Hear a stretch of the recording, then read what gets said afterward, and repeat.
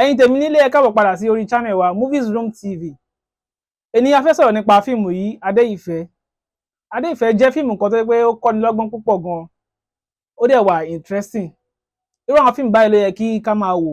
Fún gbogbo ẹ̀yin tó jẹ́ pé àkọ́kọ́ tí ẹ máa rí fídíò wa rèé àbí àkọ́kọ́ tí ẹ máa rí channel wa, màá rọ̀ yín kí ẹ jọ̀ọ́ kí ẹ subscribe sórí channel yìí, kí ẹ tẹ notification bell tí ó wà nísàlẹ̀ yẹn, kí ẹ lè jẹ́ ní àkọ́kọ́ tá láǹfààní láti mọ̀ ìgbà tí a bá ti drop movie reviews, movie recommendations, tí a ń sọ̀rọ̀ nípa oríṣiríṣi celebrities wa.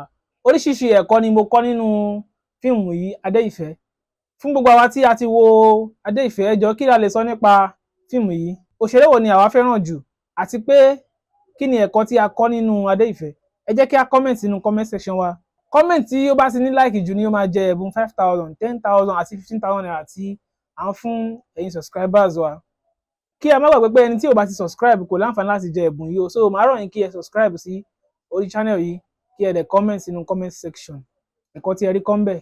Fún gbogbo àwa tí a ti wo Adé-Ìfẹ́, màá rọ̀ yín kí ẹ lọ wò ó, torí pé fíìmù tí ó kọ́ni lọ́gbọ́n gidi gan-an. Tẹ́yìn náà bá sì wò ó tán, ẹ padà sórí channel yìí kí ẹ wá comment síbẹ̀. Kí ẹ má gbàgbé láti subscribe o, torí pé ó wà very very important gidi gan.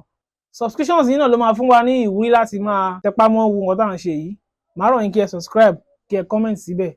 Ẹ má gbàgbé pé comment tó bá ti ní like jù ni ó máa jẹ ẹ̀bùn 5,000, 10,000 àti 15,000 naira. Ẹ comment sínú comment section.